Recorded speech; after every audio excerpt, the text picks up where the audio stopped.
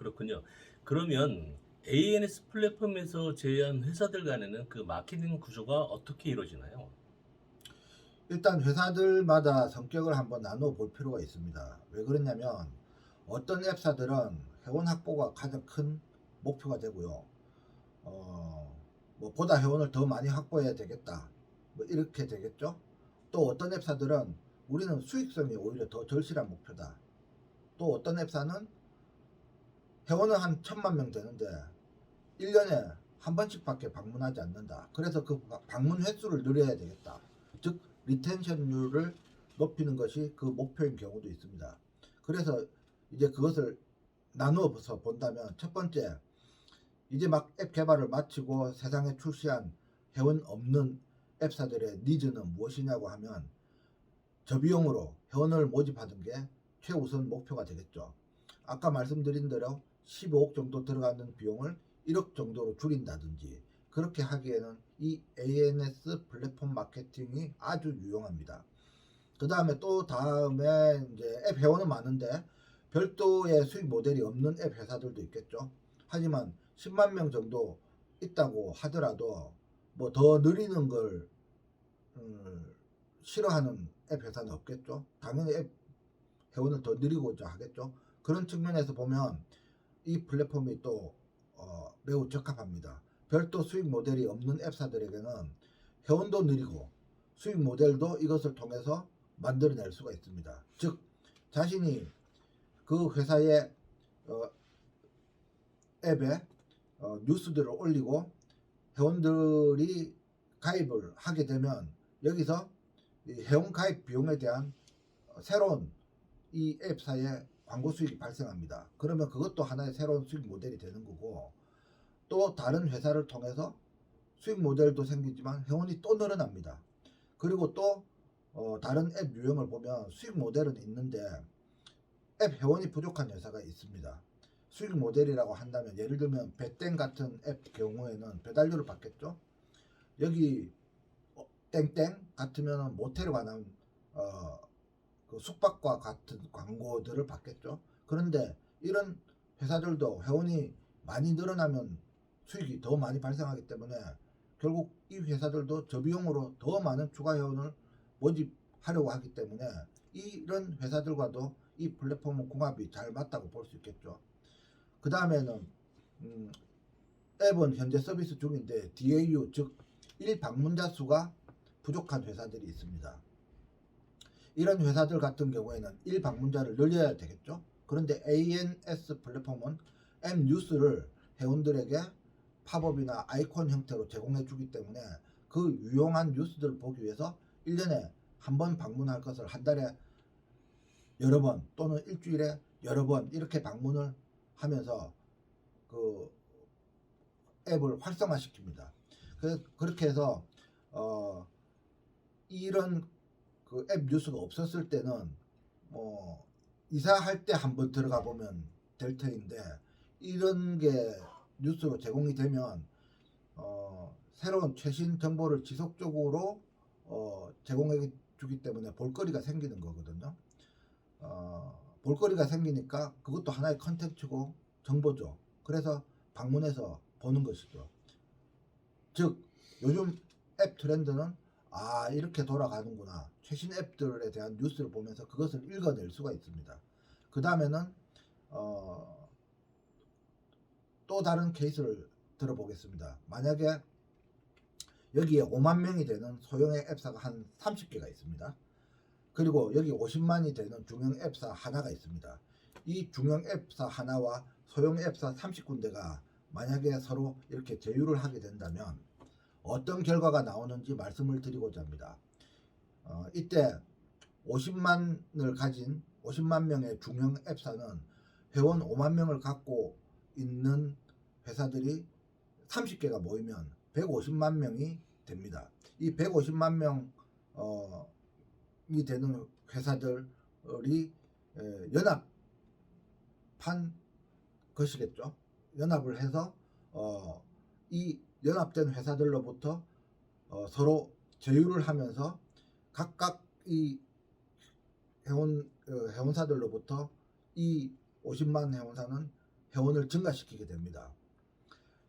회원 5만 명의 앱이 30개가 있다고 가정을 했을 때 이 30개 앱사들에게 이러한 앱이 있다고 알리게 되면 이 50만 앱을 처음 보는 회원들에게는 이 회원들이 관심이 생기겠죠. 그래서 30개 회사, 즉 여기 있는 회원들이 만약에 이 50만 회사에 가입을 하게 된다면 50만의 중형 회원사는 최대치로 가입하면 여기 연합한 제휴한 5만 회사가 30개니까 150만 명이 있겠죠. 기존 50만이 있고 다 가입을 하면 200만 명이 됩니다. 이건 이론상 최대치로 말씀을 드린 거고요.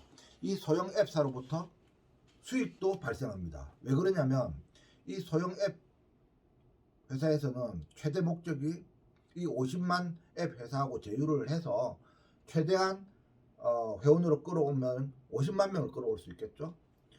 그러면 원래 5만이 있었던 곳에서 55만 명이 된다 말입니다.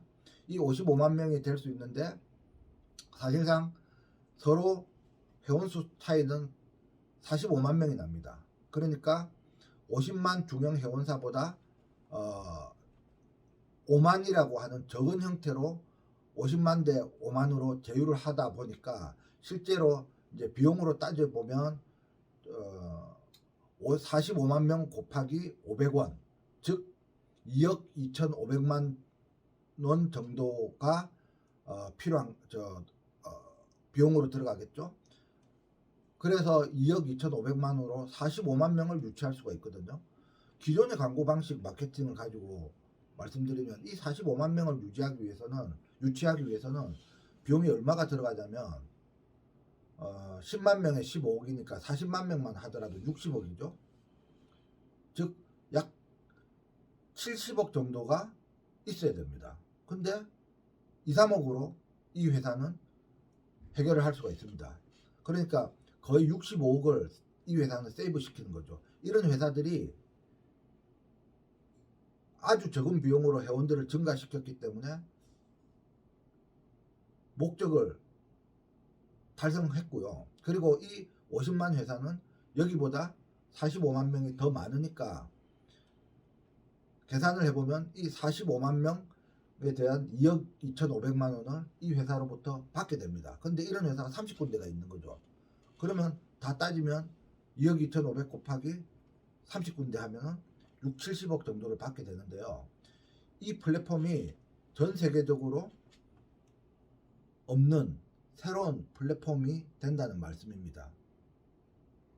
즉 회원이 늘어나면서 비용이 들어가야 되는데 비용이 들어가지 않고 이 회사들로부터 수익이 발생하는 구조죠. 그러면 이 회사는 제휴를 해서 최대 200만까지가 늘어납니다. 이론상으로는 그렇습니다. 최대 200만이 늘어나면 200만까지 늘어난다는 것은 150만이 늘어났다는 얘기죠. 그러면 기존에 1인당 15,000원씩 해서 150만 명이 늘어났으니까 약 230억 정도가 있어야 되는데 이 회사는 아까 말씀드린 것처럼 돈 10원도 안 들었어요. 220억은커녕 오히려 10원 안 들이고 70억의 수익이 발생합니다. 이러한 플랫폼은 전 세계에 없는 것입니다. 뭐 우리나라뿐만 아니라 미국, 유럽, 전 세계 어디에도 이러한 플랫폼은 없었다는 거죠.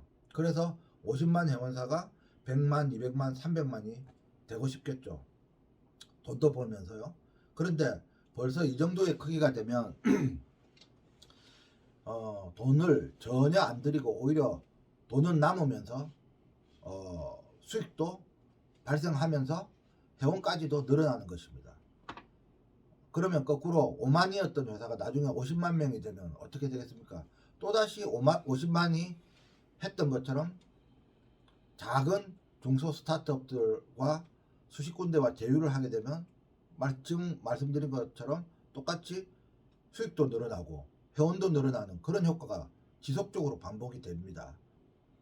아까도 말씀드린 것처럼 지구상에는 수백만 개의 앱이 있습니다. 매일 새로 생깁니다.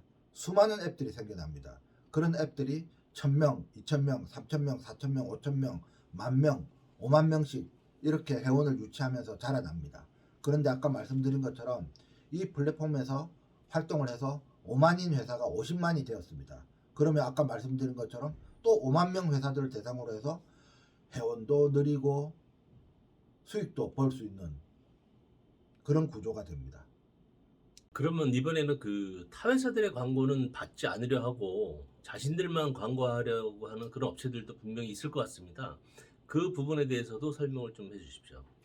그렇죠. 뭐 그런 업체들도 당연히 있겠죠. 이 플랫폼은 양방향 상생 제휴를 기본 철학으로 하고 있기 때문에 다른 회사들 광고비는 세이브 시키지 않고 일방만 그 혜택을 보고자 하는 경우에는 회원사가 될 수 없습니다.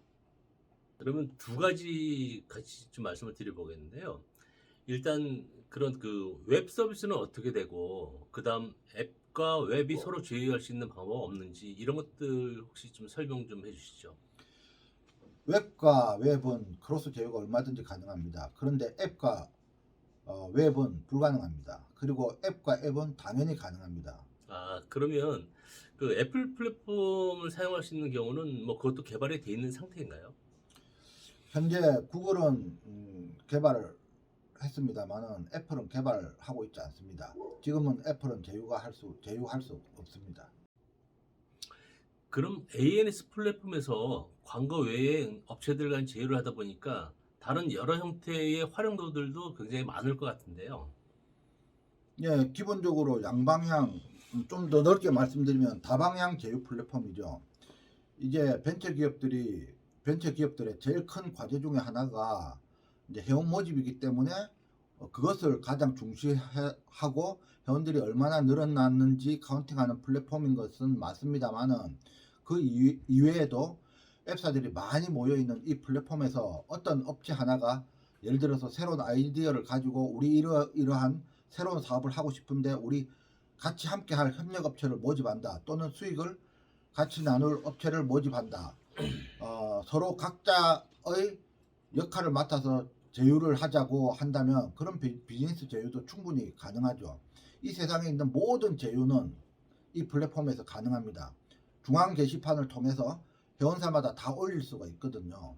올려놓은 제휴안에 대해서 나머지 수천 개, 수만 개의 업체들이 보면서 필요한 업체들은 거기서 제휴를 할 수 있기 때문에 상당히 확장성 넓은 유용한 플랫폼으로 볼 수가 있겠죠. 예. 그러면 오늘은 말씀 여기까지 듣는 거로 하고 저희가 다른 측면에서 ANS 플랫폼에 대해서 다시 한번 말씀 듣는 그런 기회를 갖도록 하겠습니다. 오늘 말씀 감사합니다. 네, 감사합니다.